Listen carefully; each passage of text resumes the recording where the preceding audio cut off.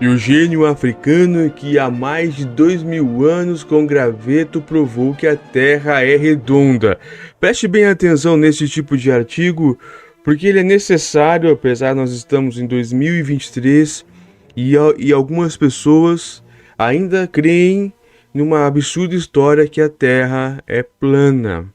Muitas pessoas dizem isso apenas para ganhar likes, para ganhar mídia, para ganhar dinheiro na internet, mas infelizmente uma grande quantidade de seguidores acaba acreditando num absurdo desse, como também vacina tem a chip, aquelas coisas todas, aqueles absurdos que algumas pessoas dizem por aí, mas a principal é essa e eu preciso ler este artigo que ele ficou muito legal sobre o gênio que descobriu há mais de 2000 anos com o raio, né, vendo a circunferência da Lua, na Lua, mais ou menos assim que vai ser a história, tenho certeza, o reflexo lá na Lua através de um eclipse, enfim, outras coisas mais, provou que a Terra é redonda.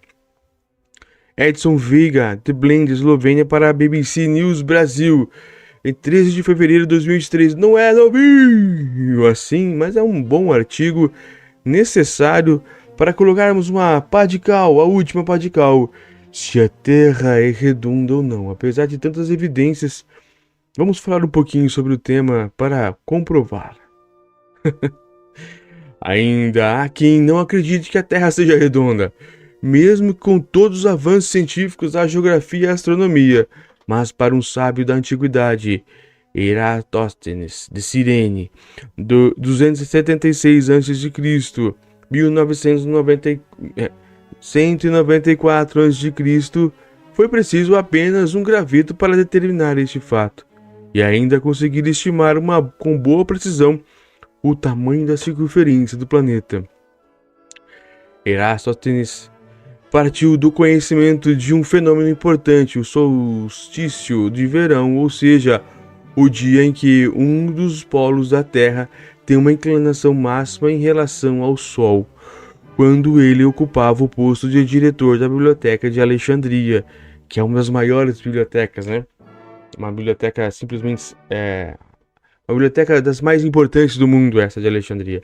Encontrou um manuscrito científico que dizia que na então cidade de Siena, hoje chamada de Assuã, no sul do Egito, nesta data específica do ano, o sol do meio-dia ficava tão perfeitamente perpendicular ao solo no chamado zenite que era possível vê-lo com facilidade no fundo de um poço. Olha só. Isso despertou nele um lampejo, uma sacada. Se ele medisse a inclinação da luz solar em uma outra localidade ao meio-dia do solstício, sabendo a distância de um ponto a outro com conhecimentos básicos de matemática, ele conseguiria calcular a circunferência da Terra, portanto, bastaria utilizar uma relação trigonométrica. Foi preciso preparação, claro. Eratóstenes, é difícil falar esse nome, rápido, né? Fez o que era comum na época. Contratou um itinerante. Eram profissionais treinados para caminhar longas distâncias com passadas regulares, justamente a fim de medir distâncias entre cidades. Antes de lançar a mão da prática, olha só, itinerantes eram pessoas, itinerante que hoje realmente é um local ao outro, né? Temos um itinerante, temos um caminho a percorrer. Então eram essas pessoas que caminhavam a longa distância. Eu não sabia, mas acabei de aprender. Antes de lançar mão da prática, contudo, o pensador achou que seria possível utilizar a matemática também para calcular essa distância. Ele pretendia descobrir a medida entre Siena e Alexandria, utilizando o tempo percorrido por camelos. Conta o geógrafo Leandro Salles Esteves, professor na Universidade Presbiteriana Mackenzie, UPM. Mas desistiu da ideia devido à falta de precisão encontrada nesse método. Para contratar os itinerantes agrimensores, agora ficou mais legal o termo, itinerantes agrimensores. O geógrafo conta que Eratóstenes precisou de autorização do governo do Egito. Em linha reta são cerca de 800 quilômetros. Hoje, Por estrada, o trajeto mais curto mede 1.111 km e pode ser percorrido a pé em 204 horas de caminhada. Na unidade de medida utilizada na época, estádio, que tinha pouco mais de 157 metros, a distância foi determinada como de 5.040 estádios. No dia do solstício de verão em Alexandria, Eratosthenes fixou um graveto perpendicular ao solo. A ideia era medir o comprimento da sombra projetada pela varita no solo ao meio-dia e assim encontrar o ângulo de inclinação. Chegou ao número 7,2 graus, ou seja, o total da circunferência de 360 graus dividido por 50. Dessa maneira, fazendo a triangulação matemática que já era conhecida bastava multiplicar a distância entre as duas cidades por 50 para chegar ao tamanho total da Terra. Eratosthenes chegou ao valor equivalente a 39.750 km. Convenhamos, muito perto do que se sabe que é hoje. A circunferência da Terra mede 40.075 km. Anote esse número aí para nós. A circunferência da Terra mede 40.075 km. Exatamente. Abre aspas. Eratosthenes também calculou com grande precisão o raio terrestre, chegando à medida de 6.366 km. Diz Esteves, atualmente sabe-se que hoje a medida 6.371 km. Quem foi? Eratosthenes foi um sábio da antiguidade grega, e ser sábio nessa época significava acumular conhecimentos hoje distribuídos em diversas áreas. Assim, embora normalmente classificado como filósofo, ele foi ainda matemático, gramático, poeta, geógrafo, bibliotecário e astrônomo. Nasceu em Cirene, uma cidade do norte da África, na atual Líbia, que na época era parte do mundo grego. A Grécia Antiga não era um único país, mas sim um conjunto de cidades-estado. Explica o geógrafo Eliseu Savério Sopósito, professor e pesquisador da Universidade Estadual Paulista, Unesp. Abre aspas. As cidades eram independentes entre si, mas mantinham costumes em comum. Isso exemplifica o professor, que estabeleciam redes de contato e conservavam práticas parecidas de religiosidade, linguagem, fazeres artísticos e modelos políticos. Segundo registros antigos, Eratosthenes foi levado jovem para Atenas a fim de estudar com filósofos mais importantes de sua época. Lá, acabou chamando a atenção pelas suas capacidades. Então, o soberano do Egito, Ptolomeu III Evejeta, 280 a.C., 221 a.C., mandou trazê-lo para Alexandria. Inicialmente, sua missão era ser professor do filho do poderoso Ptolomeu. Mas, algum tempo depois, Eratosthenes assumiu um cargo que deveria fazer brilhar os olhos de qualquer intelectual do período. Tornou-se bibliotecário e diretor da Biblioteca de Alexandria, o grande repertório do conhecimento da Grécia Antiga. Foi nesse posto que teve a ideia de experimento que o consagraria. Mas essa não foi a única contribuição para o conhecimento universal. Ele é considerado também o fundador da geografia, enquanto área do conhecimento humano. Isso porque ele publicou uma obra chamada Geográfica, na qual cunhou um vocabulário próprio para termos do ramo. Para Eratosthenes, o título de primeiro geógrafo deveria ser conferido ao poeta Homero, 928 a.C., 898 a.C., pelo fato de ter elaborado uma série de descrições climáticas e topológicas, escritas em 3 volumes. Geográfica, que acabou tendo trechos citados por diversos estudiosos dos séculos seguintes, como o naturalista romano Caio Plínio II, 23 a.C. e 79 d.C., mais conhecido como Plínio o Velho. Geográfica acabou se perdendo com o passar do tempo. Hoje, apenas 155 fragmentos da obra são conhecidos, justamente por conta dessas citações em outros trabalhos. Terra plana versus terra redonda. Para pesquisadores contemporâneos, contudo, um ponto relevante da descoberta de Eratosthenes é que ele ilustra que a noção de terra esférica já era vigente. Afinal, para alguém pensar em medir a circunferência do planeta, era preciso antes partir do entendimento de que havia uma circunferência a ser medida. Sem dúvidas, a atuação de Eratosthenes prova que, desde a antiguidade, a noção de terra redonda já existia. Comenta o historiador Vitor Soares, que mantém o podcast História em Meia Hora. Essa questão da prova é interessante porque nela temos tanto uma questão filosófica quanto uma questão matemática. Afinal, para conseguir seu intento, o sábio da antiguidade utilizou o método trigonométrico. Desde os gregos já se sabe que a Terra é redonda, sentencia Expósito. Como os gregos desenvolveram a astronomia, um ramo da matemática, criaram modelos tridimensionais para explicar o movimento aparente dos planetas, isso ainda no século IV a.C. O geógrafo cita vários nomes, além de Eratosthenes, o filósofo e astrônomo Heráclides, do ponto 390 a.C. a 310 a.C., propôs que a Terra girava em torno do próprio eixo. O astrônomo e matemático Aristarco de Samos, 310 a.C.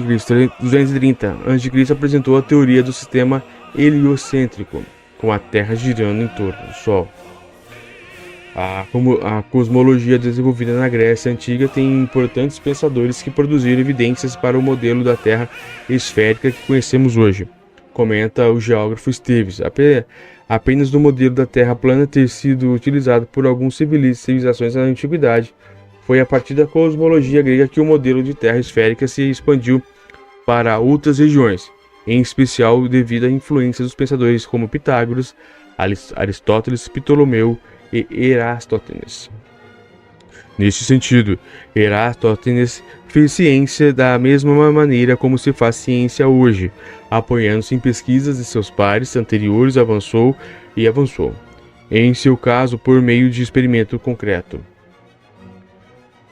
Cabe-lhe papel da comprovação empírica de uma noção de que havia sido estabelecida já anteriormente por outros pensadores gregos, pontua o geógrafo Cláudio Eduardo de Castro, professor e pesquisador da Universidade Estadual do Maranhão, UEMA. Ademais, quase concomitantemente, na China, na dinastia Han, há mapas de escala 2.90 que trazem uma grande ortogonal de localização. Segundo Castro, graças à nossa ignorância quanto à cartografia oriental, e apesar dela, podemos indagar se o avanço do conhecimento acerca da Terra no Ocidente se baseou nos conhecimentos do Oriente, que tanto utilizou dessa cartografia em seus deslocamentos até a Europa, ou ainda, se a cartografia da Terra esférica ocidental rapidamente foi absorvida e praticada pelo Oriente. Para o historiador Soares, esse debate entre Terra plana e Terra redonda é interessante porque é basicamente uma disputa de narrativas, já que o conhecimento científico a respeito é extremamente antigo. Muita gente acredita que durante a Idade Média a Igreja propagou a ideia de que a Terra fosse plana ou algo parecido, porém isso é um mito, defende ele. Podemos comprovar isso usando as artes. Se você analisar diversos quadros representando figuras religiosas, ou até mesmo da igreja, há imagens dele que um globo nas mãos, simbolizando o mundo. O roteirista de podcast História em Meia Hora, professor de História Victor Alexandre, cita o livro de história da historiadora da ciência Christine Garwood, Flat Earth, The History of Infamous Idea, para contextualizar que, durante os séculos 18 e 19, surgiram filósofos e pensadores que estavam interessados em manchar a imagem da Idade Média, buscando valorizar tanto a antiguidade clássica quanto a época moderna. Abre aspas. Como parte dessa tentativa de apontar que o período medieval foi de trevas, estes pensadores inseriram a ideia de que nesse período as pessoas acreditavam que a Terra era plana, diz Alexandre. O objetivo era reforçar a noção de que a modernidade era um período de resgate cultural e científico. Olha, então quer dizer que as mesmas pessoas que hoje talvez defendem que a Terra não é plana são as pessoas que colocam na cabeça por outros meios que a Terra é plana, justamente para ter esse debate e então eles vencerem esse debate como se fosse o bem contra o mal. Então quer dizer que a guerra contra a vacina é também desse mesmo ponto de vista Pessoas brigam contra a vacina justamente para isso, para terem salvadores da pátria, julgando o inverso. Olha só. Evidentemente que terraplanistas, se existem até hoje, também existiam tanto na antiguidade quanto no período medieval. O historiador Soares cita o professor enciclopedista e mais tarde considerado santo pela Igreja Católica, Isidoro de Sevilha, 560-636, mas esses pensadores eram uma minoria em relação ao consenso que existia. Frisa Soares. O problema é pegar esses casos isolados e transportar para todo um período. Ainda na era moderna, qualquer teoria terraplanista caiu por terra quando os primeiros navegadores conseguiram fazer a navegação ao redor da Terra. Mapas planos. Obviamente que se até hoje o conhecimento científico não é plenamente acessível, nas sociedades mais antigas tais saberes acabavam sendo privilégio de uma minoria, uma elite intelectual. Sabemos que as sociedades da antiguidade, em geral, eram profundamente estratificadas e que o acesso dos conhecimentos e a formação acadêmica eram direitos restritos à sua parcela menor. Lembra o geógrafo Esteves. Nossos espaços onde circulam os conhecimentos produzidos pelos pensadores gregos, a ideia de esfericidade da Terra se tornou dominante. Além disso, os fundamentos científicos apresentados por esses pensadores se tornaram referência importante para os cientistas nos períodos seguintes. Enfatiza ele. O geógrafo Castro ressalta que o mundo da antiguidade era ainda muito ligado ao cotidiano laboral no campo, no qual as necessidades impostas ligavam aos ciclos da terra, aos locais passíveis de praticarem rudimentalmente a agricultura e pecuárias, extrativismos e guerras por esses recursos.